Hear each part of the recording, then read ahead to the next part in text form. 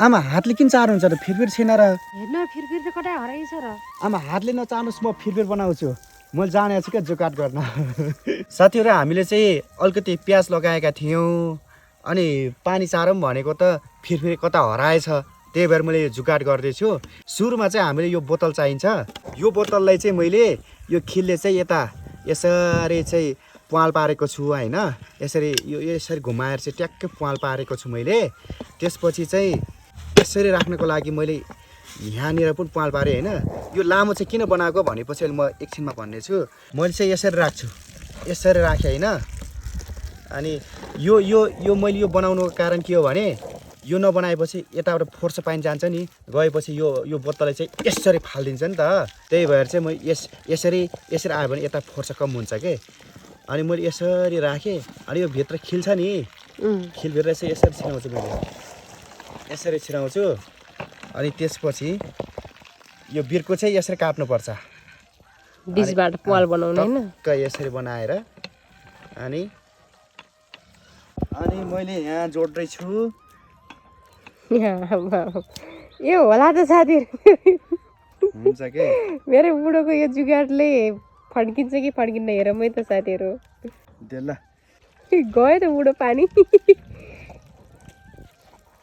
यो भएन डल्यो के तपाईले राम्रोसँग बोल्ने बनाउ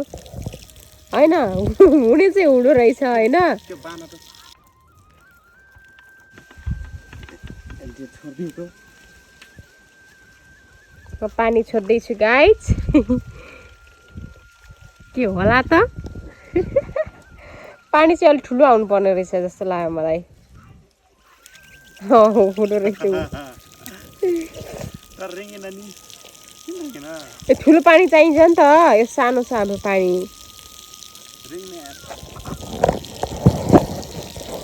यो चाहिँ यसरी रिङ्नु पर्ने हो यसरी है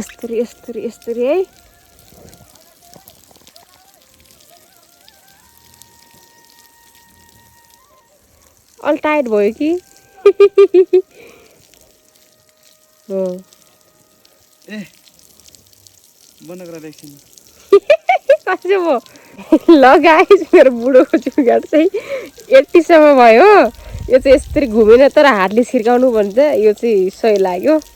यो चाहिँ के मिलेन ल तपाईहरु कमेन्ट गर्नु यसमा के मिलेन हजुरहरुले कमेन्ट गरिदिनु ल यो यसरी घुम्नु पर्ने किन घुमेन गाइस जुगाडले फेल खायो एउटा बुढो